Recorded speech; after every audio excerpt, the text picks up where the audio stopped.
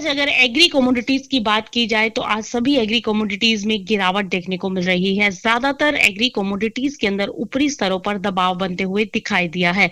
सबसे पहले बात अगर कैस्टर सीड की जाए तो कैस्टर सीड के अंदर आज निचले स्तरों पर हल्की खरीदारी लौटी है। जब सुबह बाजार खुले तो हल्की गिरावट के साथ थे, लेकिन अभी बाजारों के अंदर एक निचले स्तरों पर खरीदारी देखने को मिल रही है। और कैस्टर सीड कि आज इंट्राडे की अगर ट्रेडिंग स्ट्रेटेजी की बात की जाए तो नीचे में बाजार 5920 तक नीचे लुढ़क सकता है। 5920 से लेकर ऊपर में 6000 की आज रेंज देखने को मिल सकती है सितंबर वायदा में।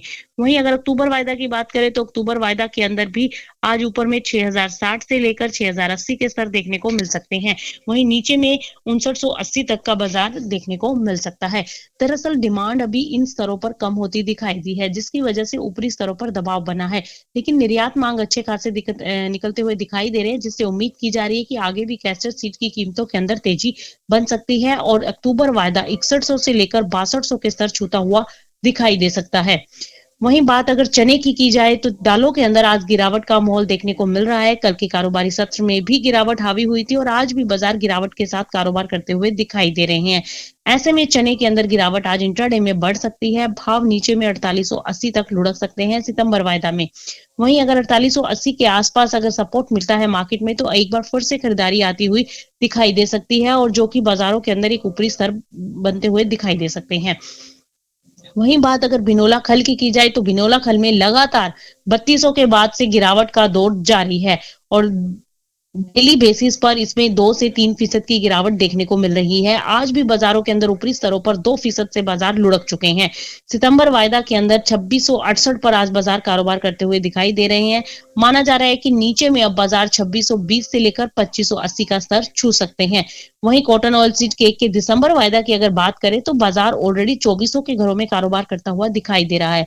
तो फिलहाल बिनोला खल के अंदर खरीदारी की रणनीति नहीं होनी चाहिए।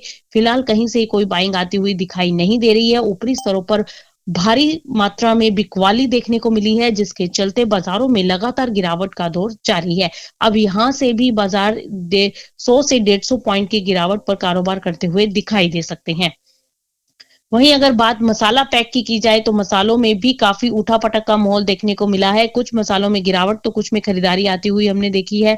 धनिया एक बार फिर से निचले स्तरों पर खरीदारी की तरफ लौटता हुआ दिखाई दिया है, जबकि जीरे में अभी भी ऊपरी स्तरों पर दबाव बना हुआ दिखाई दे रहा है और हल्दी में निचले स्तरों पर खरीदारी लौटी है। सबसे पहले बात धनिया की कर लें तो धनिया सितंबर वायदा आज एक बार फिर से 8000 के ऊपर पहुंच चुका है। ऐसे में उम्मीद है कि एक बार फिर से तेजी बनती हुई दिखाई दे सकती है और अक्टूबर वायदा जो कि 8250 पर कारोबार करता हुआ दिखाई दे रहा है, आने वाले दिनों में 8500 के स्तर छूता हुआ दिखाई दे सकता है। धनिये के अंदर 8500 का स्तर देखने को मिल सकता है। धनिये के साथ अगर बात करें हल्दी की तो हल्दी में भी खरीदारी लौटी है और हल्दी भी एक बार फिर से 8000 के स्तरों पर अक्टूबर वायदा कारोबार करता हुआ दिखाई दे रहा है और हल्दी के अंदर 8200 से लेकर 8300 तक के स्तर देखने को मिल सकते हैं। और वहीं अगर बात जीरे की जाए तो जीरे में एक बार फिर से फंडामेंटली बाजारों के अंदर दबाव बनता हुआ दिखाई दिया है। छुटपुट डिमांड जो निकली थी उसकी वजह से खरीदारी लौटी थी और बाजारों में भाव काफी तेजी के साथ बढ़े थे, लेकिन अब उस तेजी पर विराम लगती हुई दिखाई दे रही है और जीरा अभी नीचे में 14000 से लेकर 14200 तक लुढ़क सकता है। अक्टूबर वायदा नीचे में 14200 तक के स्तर दिखा सकता है। वहीं अगर ग्वार की बात की जाए तो ग्वार के अंदर लगातार गिरावट का दौर शुरू हो चुका है।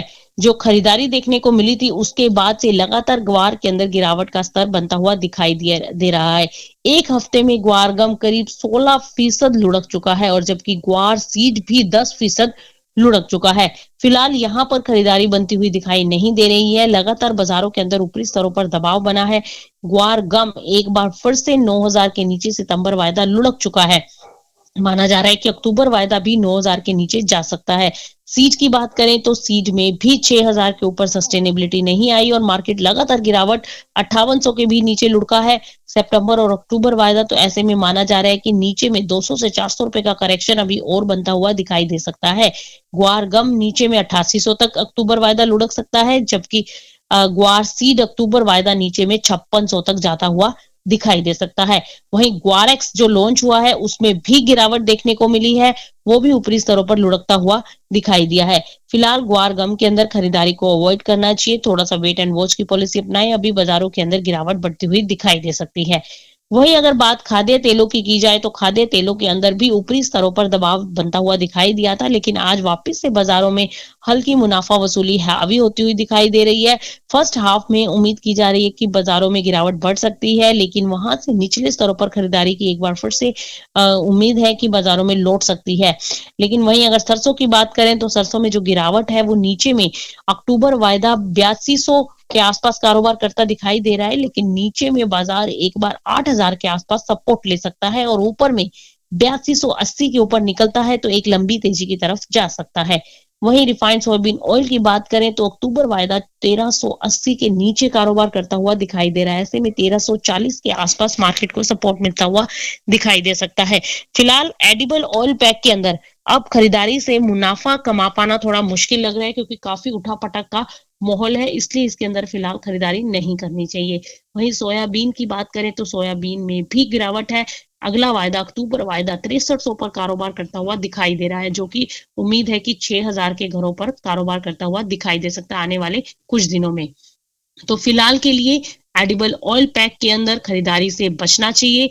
एडिबल ऑयल पैक के अंदर इन स्तरों पर खरीदारी नहीं करनी चाहिए।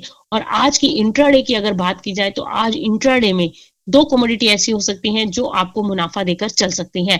धनिया के अंदर खरीदारी की जा सकती है। धनिया के अंदर 8000 के स्टॉप लॉस के साथ अक्टूबर वायदा में बाइंग करके चल सकते हैं। ऊपर में 8500 का स्तर संभव है कि देखने को मिल सकता है।